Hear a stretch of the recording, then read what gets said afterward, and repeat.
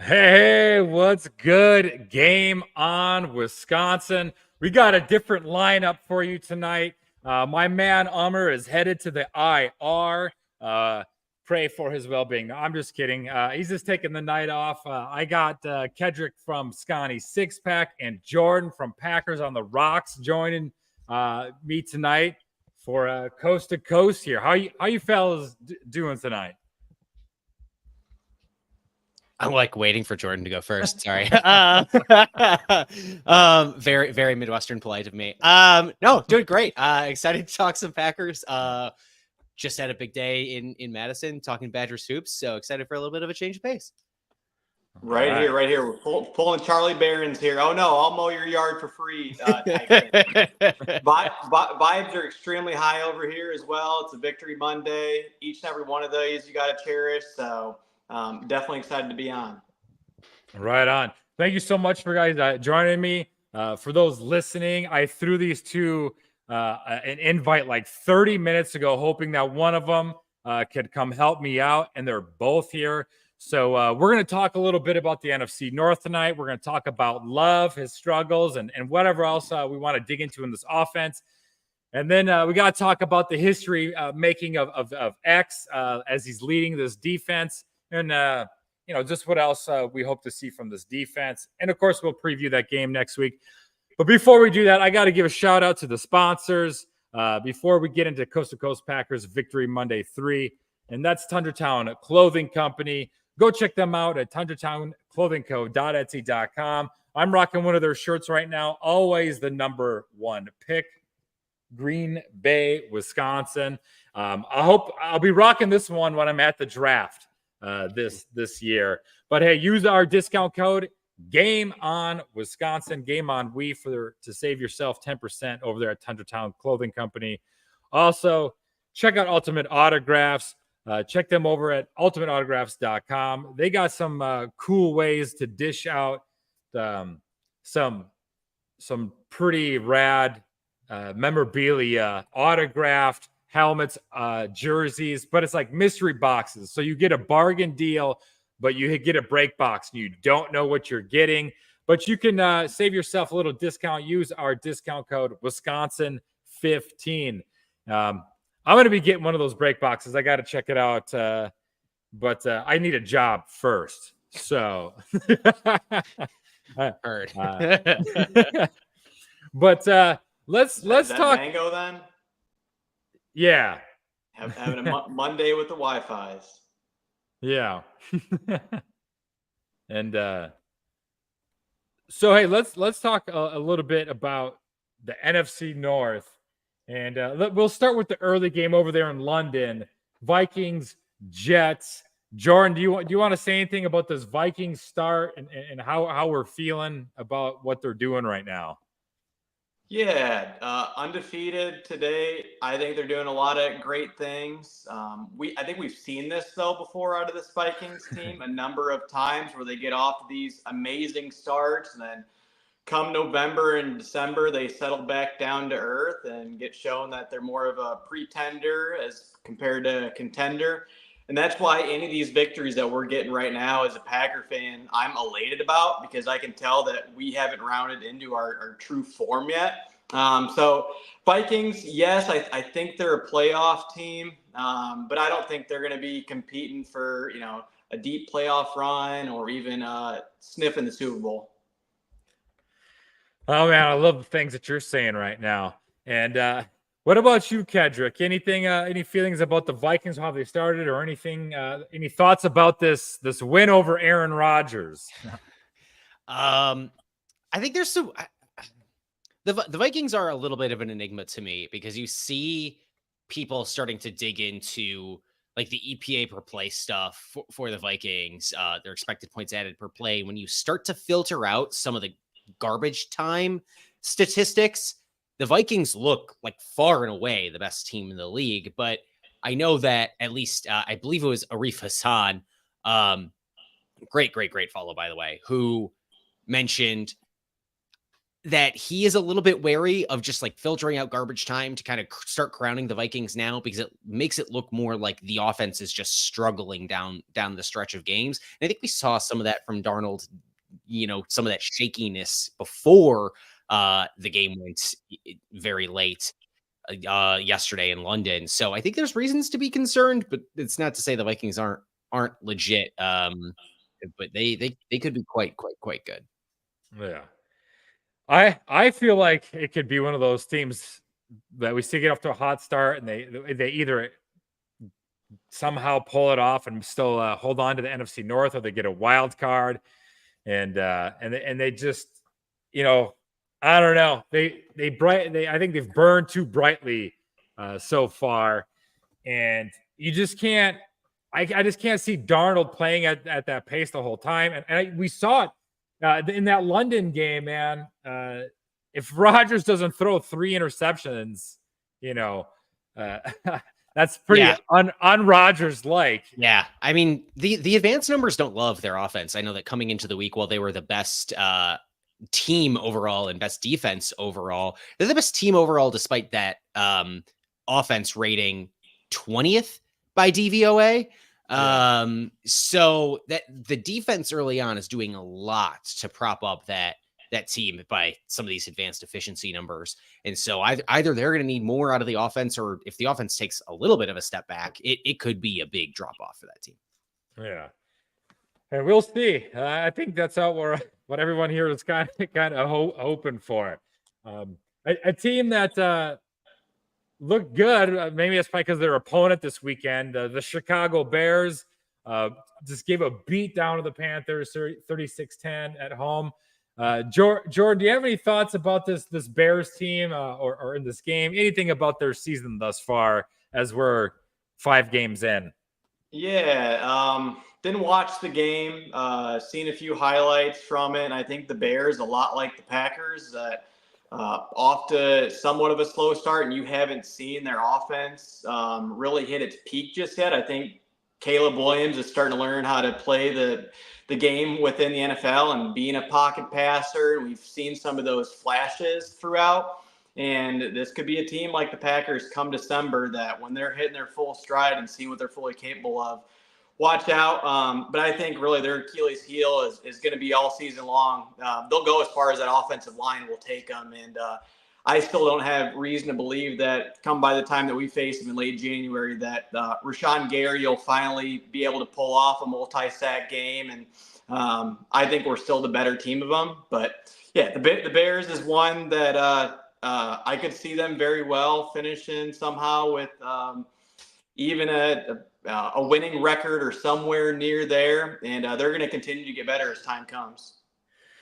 Yeah, man, I've really liked the play of their D this year, and their offense is gonna keep finding ways to make plays. There's a lot of playmakers on that team. What about you, Kedrick? Thoughts on this Bears team thus far? I am mostly holding my tongue on the Bears until November. Because that's when they start playing real competition. I think it's well chronicled that they play like the weakest division or the weakest schedule in football by the betting markets heading into the season. And once you hit November, they take the Cardinals and the Packers and the Lions. They don't play any of their divisional games, any of their 6 divisional games, until the last 8 weeks of the season. And this is the only division in football with every team over 500 right now. So like until we see this team consistently have to play tough competition, because they just played the Panthers and now have to play the Jags, who are just like rapidly disintegrating. I am mostly holding my tongue in seeing what we're going to get out from them later in the year, because I mostly am protecting myself from having a ferociously wrong take early on. And then of course we know that the Lions, they were off this week. Man, I'm so glad we didn't get a week 5 bye. That's just I guess I don't know if any of those teams needed it that early, but a week 5 bye just seems so early. And thoughts, any thoughts on the Lions They will be coming out of their bye week. I think I'm like playing the Cowboys next week, but you know, they got a winning record going on right now. Is there a favorite? Are Vikings your favorite in the NFC North, or do you think one of the other 3 teams with a winning record are just lurking in the shadows?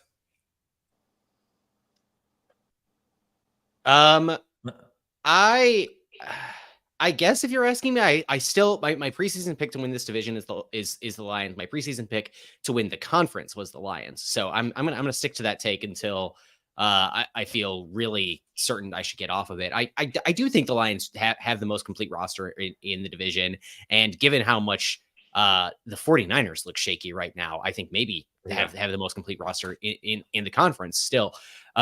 So I think I'm still going to take the Lions. I think this Cowboys game next week for them should be interesting because it's 2 teams that I think we've seen be a little more shaky early than we'd expect.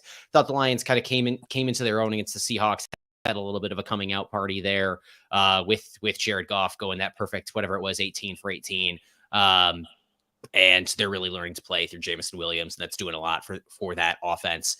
While the Cowboys are, I don't know. My take has been that the Mike McCarthy offense has gotten pretty stale, and there hasn't been a new wrinkle to it in a very long time. And Dak's doing his best to power that team nonetheless. So I am fascinated to see what that game is, because it could be either one of those teams kind of showing up and showing that they're better than what they've shown so far this year. Yeah. And the Vikings, who do they got next week? It was they have their bye week, right? Yeah. Yes. They come back off their bye week to play the Lions. So yeah, next couple of weeks is going to be pretty interesting for the NFC North. But let's talk about what we came here to talk about, and that's the Packers. And I want to start off with talking about, we'll get into this all this offense, but I want to talk about some of the struggles with Love right now. Jordan, any thoughts about some of the things we're seeing from Love? Maybe some forced throws, ill decisions. Potentially, yeah. I'm not really concerned really at all when it comes to J Love. Comparing it to last season, and I mean, he's definitely ahead of the mark from where he was this time last year. Now, of course, I know you want him to build upon where he left off, and this was his 3rd game still. Hardly played any preseason ball, still wearing off some rust. Does not help that one player, Dontavian Wicks, who is slated potentially to be a wide receiver 1, looked amazing throughout training camp along with preseason. He's caught a case of the drops as of late. You've had Christian Watson as deep threat go down. Thankfully, you've had players like Jaden Reed and Christian Watson step up. But no, I'm not really too concerned with them at this moment. If this play is going to continue in November and December, then yeah, I'm going to bring reason for concern. But I think it's a matter of the playbook is completely open to him. You're seeing him want to take a lot more shots down the field, these long developing type plays. We got down by a few touchdowns to the Vikings, so naturally you're going to have some more forced throws and take your shots to it. And then yesterday, I think it was a product more so of our offensive line, and we didn't do a great job, whether it was him calling for blitz pickups and knowing where they're coming from, or Rasheed Walker looked like he was on skates on a number of times throughout that first half. And then all it takes is this offense to just hit a couple of big plays. And like LaFleur said, they're feast or famine. Either they're getting those plays and they're scoring a touchdown, or they're not, and those drives are stalling out. So I'm going to be more so on the boat of I am A-okay with where Love is at right now. All right. I like the feast or famine thought there, and I think that's a little bit of my concern with him. And all right now, all of that is to say, I'm not concerned about the play of Jordan Love overall by this point. Right? We have 2 data points of Jordan Love to the season, so it's hard to take a ton away. Where I get a little concerned is that I think he may be falling a little bit in love with taking the shots a little bit right now. He has the 5th fifth most air yards per attempt on passes so far this season of any quarterback in the league, and that is translated to having the second lowest completion percentage in the league, only beating Anthony Richardson, who is like way lower than everybody else at just over 50%, and only and only better than Anthony Richardson and Deshaun Watson in completion percentage over expected, because he's really failing to connect on some of these short throws that I think we came to expect. Some of these middle depth throws that we saw him start to excel at later in the year, while he obviously did find his way with the deep ball late in the year, and that was a lot with what the offense did last year. I know that he's a little bit of a gunslinger. Obviously, we saw that in the throw to Jaden Reed. But I'd like to see him completing a little bit more short stuff. And again, there's only 2 data points. I don't know if that's just what the game plan was yesterday. Is we want to run the ball, we want to try to bring those safeties in, and then we're going to chuck it over their head. The Philadelphia game, even weirder because the turf was a mess, right? I don't know. I'm not trying to take too much away from it, but I think there's something here if you want to make a narrative about being concerned about Jordan Love early on. Yeah, I think I definitely see the mass media and some of the networks talking about it, and to be concerned. Well, and of course, the mistakes that he's made, we've definitely heard it from Vikings fans, Bears fans, Lions fans. But I'm kind of there with you too, that it's just like, yes, he's had some struggles these games, but also on the thing, like, I'm not concerned. If we get another 9 to 10 game tear from him sometime in the season, I'll take it. If that's just the type of guy he is, he just gets on these rolls, and you just got to hope that he gets on a roll late enough in the season that, we saw that with Rodgers on his Super Bowl run. The offense just got hot to trot right at the last moment in the regular season, and it carried right into the playoffs. And I'm pumped for it. I'm just worried sometimes that we're forgetting that Josh Jacobs is on the team. Now, I know we got behind quickly with the Vikings, but I would like to see Jacobs get more touches. I'd like to see the guy get a receiving touchdown as well. But you guys have some, Jordan, I'll start with you. Some thoughts about, Josh Jacobs' usage with this team so far. Yeah, and LaFleur touched upon it today that they're definitely there to take away the run against us. And I brought it up earlier in my clip, and I could very well be wrong, but I believe that this Packers offense with the running game needs to get back to when Malik Willis was starting those 2 games. And you saw a lot of creativity with the play designs, and I selfishly want to have a lot more of those outside running plays with Tucker Kraft leading the charge. And I know that he's got a dinged up shoulder. He wears the red jersey throughout the week, so we don't want to put him in harm's way too much. But I mean, I don't know what the statistics say for when he's as the lead blocker out there, just how productive our running game is. But get the misdirection going. I think we saw one of those type of plays yesterday with like a Jaden Reed end around where he's looping around, and then Love kind of hands it off to him behind his back. And I want to see more of those type of ones instead of just getting under center, handing off to him and he's trying to hit the A or the B gap. Like, let's try to dial up some more of those Malik Willis type run plays. Man, I like that. You're reading my mind. What about you, Kedrick, and the usage of Josh Jacobs thus far?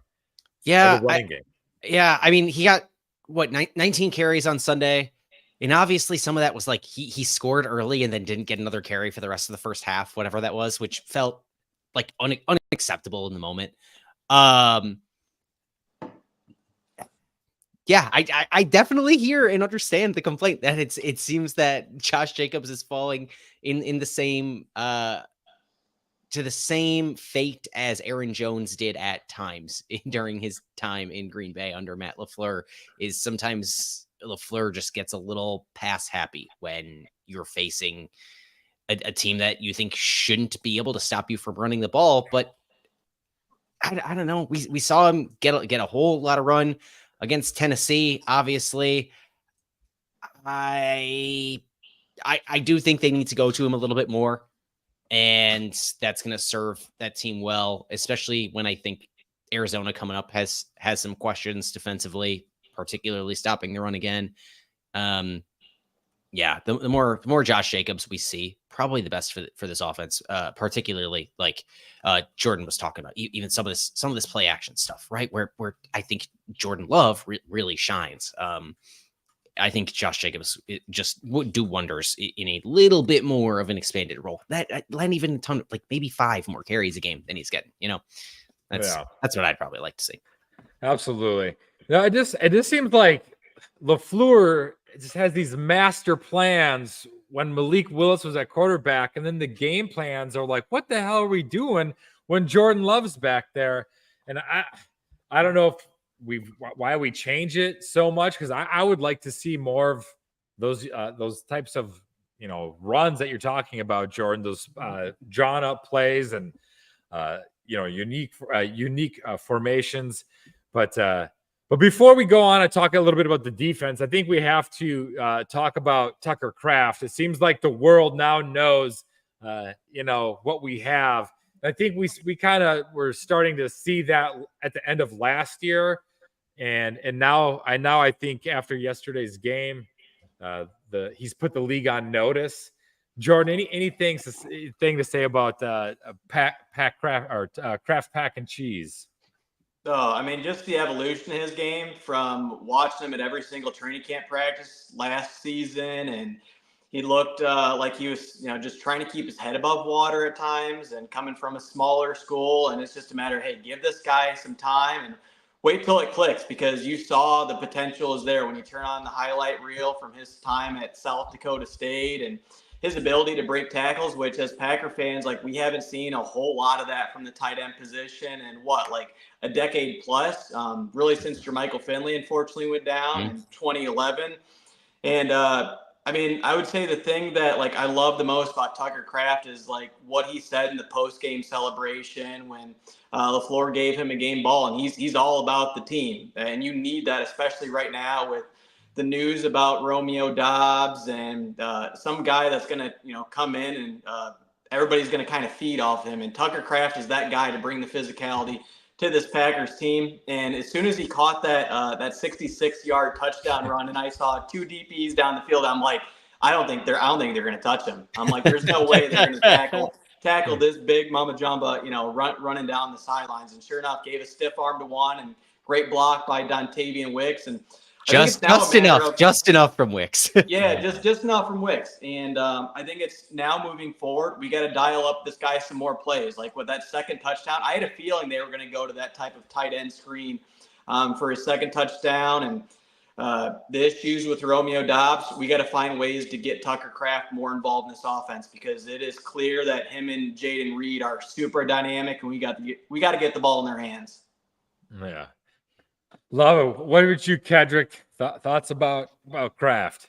I couldn't agree more. I heard someone else this morning pose the question of, when was the last time the Packers had this kind of complete tight end that, Jordan, you're referring to, a guy who can catch the ball, who can make plays, and who can block. And the first guy that came to my head was Jermichael Finley. And honestly, I think Kraft's probably a better blocker than Jermichael Finley was, right? So I don't know how far back you have to go. You have to go back a while, because eventually you reach part of football where then we start reaching tight ends who just weren't playmakers, who weren't built for this kind of speed, right? So Tucker Kraft's kind of a unique animal in Packers football lore. So really, really exciting. Would love to see him get more opportunities over the middle, and he can run a little bit, lumber a little bit. And so it's interesting that they let Luke Musgrave kind of take as much of those reps last year as they did, particularly with him, catching the ball and then falling down. That Tucker Kraft man's not falling down. He's often going. So I am a little curious what the difference there in their evaluation was from last offseason to this one. Maybe it was just draft pedigree, and that's what they chalk it up to, I guess. But he's been everything that you could hope for, and a bottle of Coke on top of it. Love it, man. Yeah, this I think this offense is we haven't seen the best of it yet. I think you said that earlier, Jordan, right? Like we've got these wins and we haven't even played our best football yet. And that's the thing is some of these Vikings fans that are chirping, I'm like, you guys are playing your best football right now. You know, let's hope you can play your best football all season long. And you know, I'm at a point where I don't get frustrated early in the season. It's when we hit maybe games like 8, 9, 10 now, you know, in a 17 game season is where I'll really start sweating it, depending on what our record's at. But 3-2, 5 games in, I'm feeling okay right now. And 5 games in, 5 picks for I'm starting. Like he says, call me X. I started calling him Xavier McKinney, like he's our savior on defense. But what thoughts? I'll start with you on I'll start with you, Kedrick, on this one. And Xavier McKinney here, 5 picks, 5 games. Per Pro Football Focus, when targeted yesterday, when Xavier McKinney was targeted yesterday, Matt Stafford's passer rating was 0.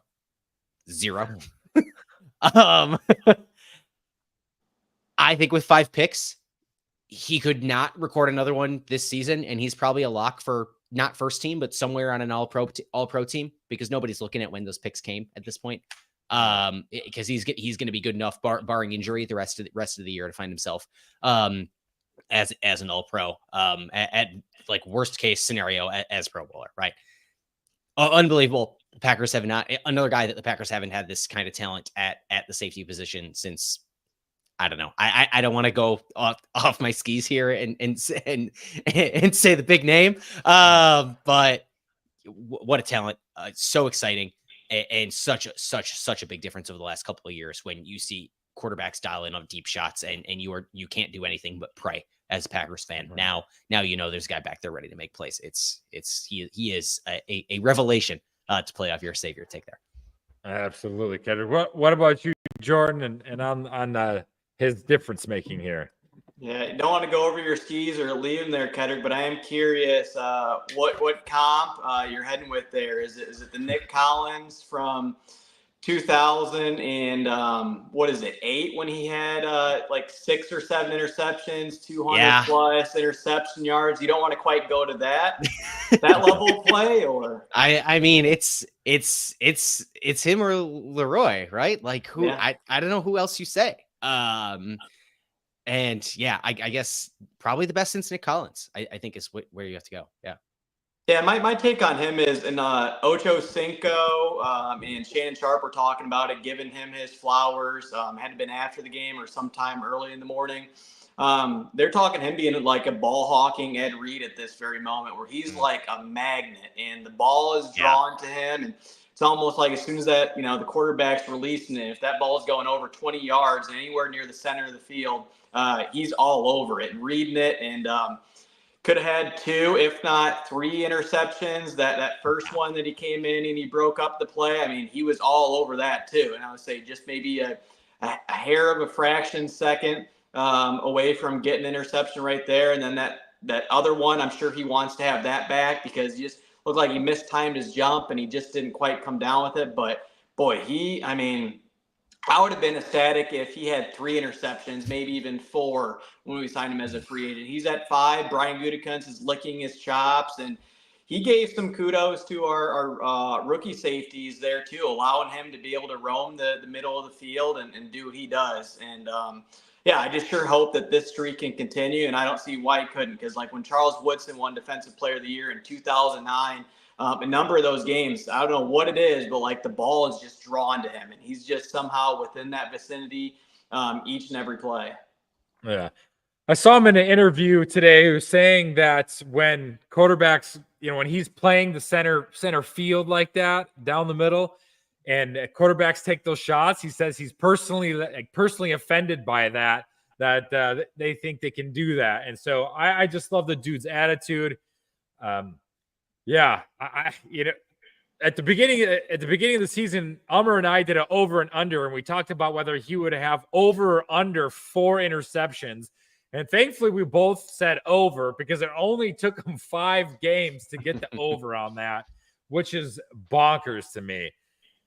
But on the flip side of the defense, something that we had a comment here from Heath Soder says, I can only hope that the lack of pass rush is by design in an effort to pump up X interception opportunities. And I see the humor in that, and I love that comment. But let's address the elephant in the room then. And this pass rush, man, we need more from this pass rush. Jordan, I'll go with you on this one. Yeah, I wasn't concerned about Jay Love and the interceptions or being a Brett Favre gunslinger in his first 2 games back. I would say I'll give a hall pass all day for that. This pass rush is, I would say, if you were to ask what's my number one cause for concern where the Packers are at 5 games in, it's their pass rush. Have an extremely difficult time getting any sort of pressure with our front 4 outside of what Carl Brooks and Devontae Wyatt, and Devontae Wyatt was out for this one. I mean, a lot of people are going to look the way of Rashawn Gary right now. And it's not just him. It's Preston Smith. It's Lucas Finesse.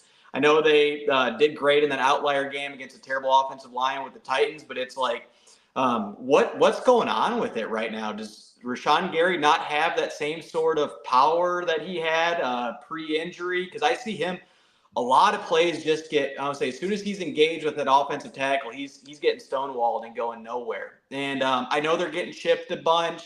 I hate that excuse, though, because Aiden Hutchinson, I don't know how many sacks he's racked up, and I'm sure that offensive line and running backs and tight ends are chipping the hell out of him. So yeah, that's where all my question marks are at right now with this pass rush, and I don't think it's sustainable. Really, if we're going to go where we want to continue to blitz at the rate that we have, and hoping that Edgerrin Cooper can get home like once or twice a game. I think you're spot on, Jordan. I think the idea of the Jeff Hafley defense was Hafley as a defensive backs coach is going to be able to coach up that unit, and there are enough athletes in front to where the cream is going to rise to the top, and somebody's going to make plays between Lucas Van Ness and Carl Brooks, and Devontae Wyatt, Rashawn Gary, and even the carcass of Preston Smith, right? Like there's just so many guys up there that you'd expect somebody to rise up. And Gary, like you mentioned, he is producing an 11.3% pressure rate, which is only about league average. And you need, with the money he's earning, he needs to get more than that. And I know Justice Mosqueda of Acme Packing Company pulled some numbers today that I found really enlightening about Gary, which is compared to his past, whatever it is, six seasons, Gary is getting off of blocks a full 1/10 of a second slower than every other year. And I know that doesn't, if you're not thinking about it, 1/10 of a second, you're like, well, what difference is it? Well, a football play is 3 seconds long. That makes a big difference. He's getting off blocks slower, and it's leading to a lower pressure rate than you expect from a guy like that. That's definitely where I am more concerned, because that's where you have these athletes. Yeah. And Edge Cooper getting home when he does is exciting, but you need to get more out of that unit, because eventually some of these defensive backs eventually Xavier McKinney's not going to pick off quarterback every game, right? And so you're going to need to get home.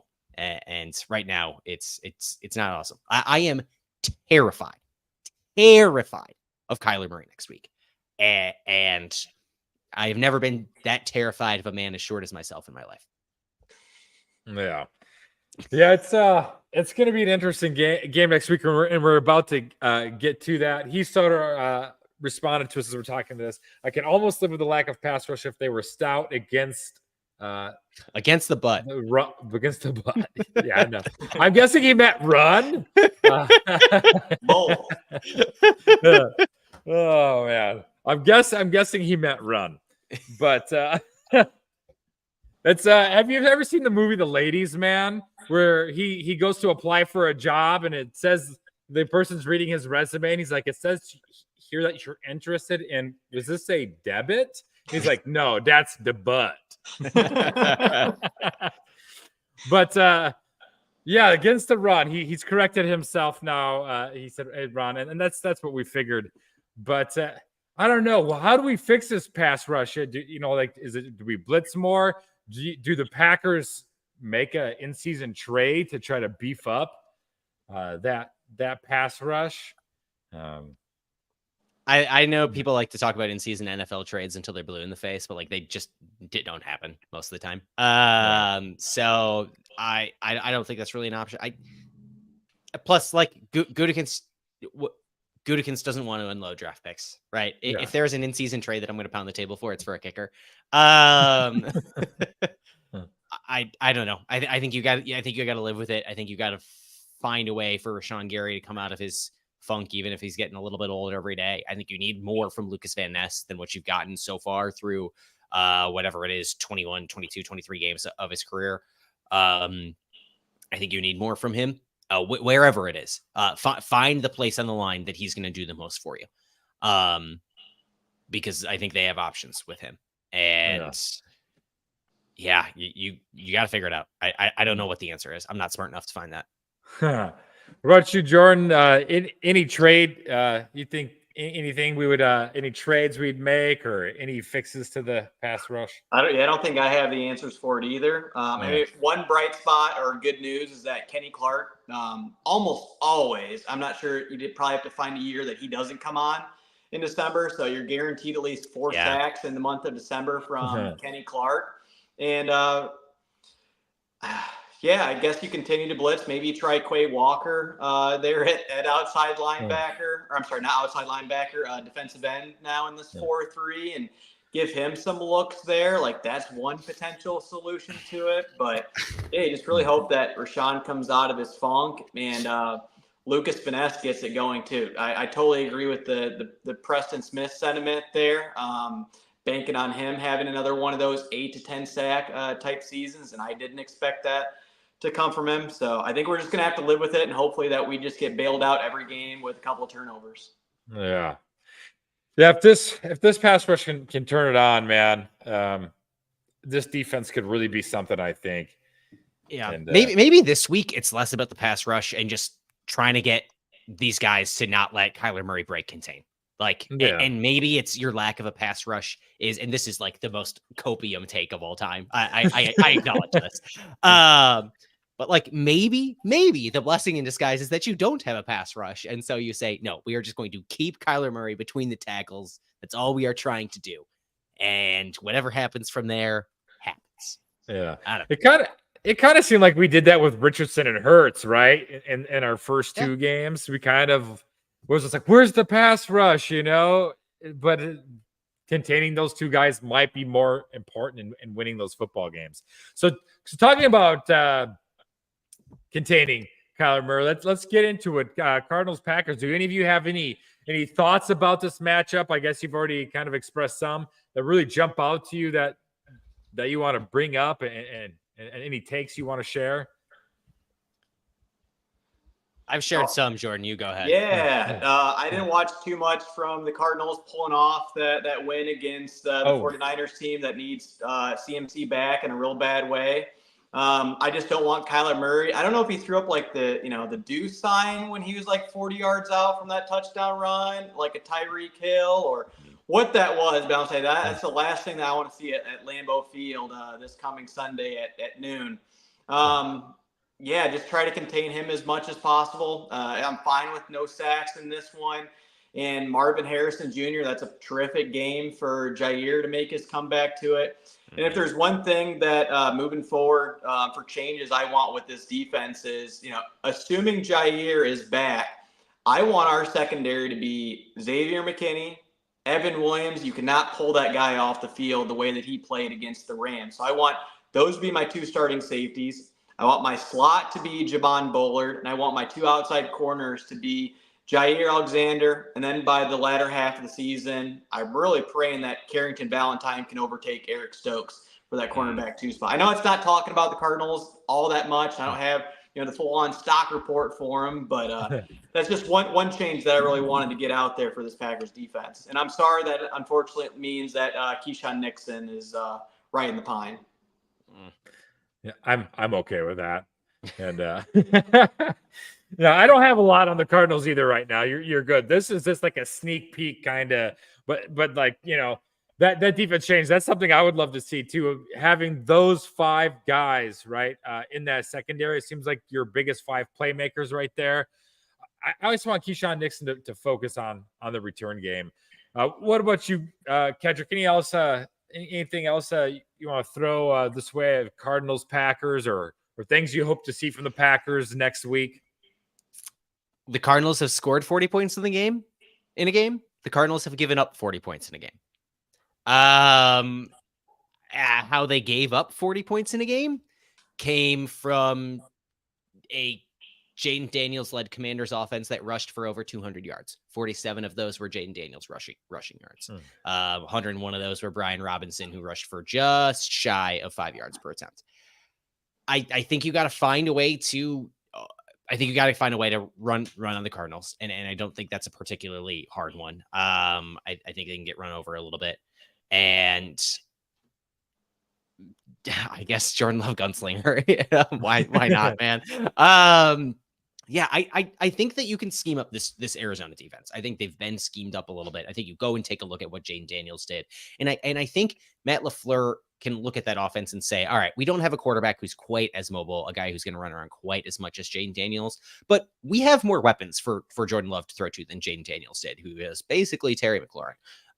In this case, you have a Jaden Reed, you have a Dontavian Wicks, you have a Tucker Kraft. I think there's some stuff there to build off of, and it wouldn't surprise me if this just became a little bit of a shootout, and whichever quarterback turns the ball over fewer times is going to give his team the win. Yeah, it's I'm glad it's at home, to be honest with you. I lived in Arizona and went to a couple different Packers games while in Arizona. They just were not that great of games to be at. And so that I've seen teams go in there and down to Phoenix and lose down there. I'm feeling confident about this one being at home. And but I'm there with you. It's just like it's contained Kyler Murray and the jaw matchup, with Marvin Harrison Jr. I think that's going to be a real fun one to watch. And it's a game here. It's an NFC game, and Packers got to take another step forward, in my opinion. But hey, before we take off, something that Amar and I always like to do is one of our last segments is just any last words, anything you want to say about the NFL weekend, anything about the Packers, a take you have on anything, a shout out you want to give, but it's just something we do. Any last words? The San Francisco 49ers are under 500 5 games into the season. Do with that information as you will. Hey, when I saw they lost the Cardinals the other day, I was pretty happy. I got a lot of in-laws down there in Arizona. They're part of the Bird gang down there, and so whenever they get big wins down there, I'm happy for my in-laws, especially when they pull off upsets over the 49ers, who, as we know, there's no love lost between us and the Packers, Niners and Packers. But Jordan, any last words? Yeah, two quick things. Sitting at 3-2 right now. I think we're right where we need to be. Easily could be at just one win right now.